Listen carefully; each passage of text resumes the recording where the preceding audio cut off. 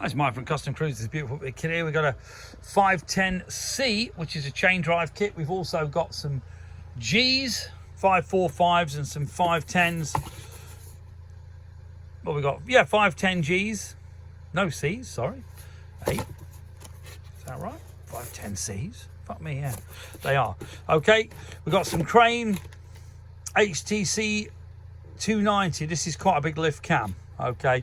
And we got some 545 Gs. Now with these cams you will need to, not with the 510s, but with these you will need to fit more clearance. In other words, you need different valve springs, etc. Possibly piston clearance as well. You'd have to look into that, to be honest with you. But this particular kit here, the 510C, is a bolting kit. Very easy to use, easy start, chain drive kit. Okay, this is for 07 up.